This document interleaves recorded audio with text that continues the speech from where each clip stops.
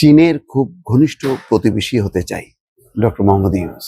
দেখেন, এই শিরোনামগুলো যখন প্রকাশ হয় তখন কিন্তু কাঁপুনি শুরু হয়ে যায় ভারতের। শুধু ভারতের না, আমি বলবো যে মার্কিন যুক্তরাষ্ট্রও দুশ্চিন্তায় পড়ে যায়। মানে বিশ্বের অন্যতম নোবেল জয়ী ডক্টর মোহাম্মদ ইউনূস।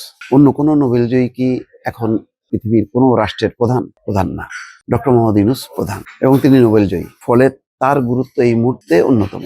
তিনি যখন বলছেন যে চীনের খুব ঘনিষ্ঠ প্রতিবেশী হতে চায়, চীন খানিকটা দূরে, কিন্তু সেই দূরত্বটা কিন্তু তিনি কমিয়ে আনছেন। কুনমিং এ বিশেষায়িত হাসপাতাল, বাংলাদেশে চীনের হাসপাতাল, আরো যে বিনিয়োগ পরিকল্পনা আছে সেগুলো নিয়ে তিনি কথা বলেছেন।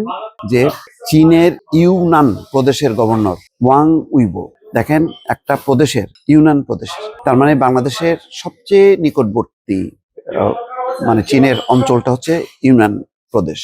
সেই প্রদেশের গভর্নর আসছে। আচ্ছা, ইউনিয়ন প্রদেশের গভর্নর যখন বাংলাদেশে আসে, হিসাব নিকাশ করে আসছে, বাংলাদেশকে টার্গেট করে আসছে। বাংলাদেশেরও স্বার্থ আছে, তাদেরও স্বার্থ আছে। দুই স্বার্থ যখন এক হয়ে যায়, তখন মাঝখানে কারা আছে? মাঝখানে আছে ভারত। তখন তাদের ছটফটানি কি পরিমাণ বাড়তে পারে। এবং যখন নাকি এই ধরনের একটা কথা বলে যে ঘনিষ্ঠ প্রতিবেশী হতে চায় বাংলাদেশ, তখন এই ঘোষণাটা তাদেরকে দুশ্চিন্তার মধ্যে ফেলে।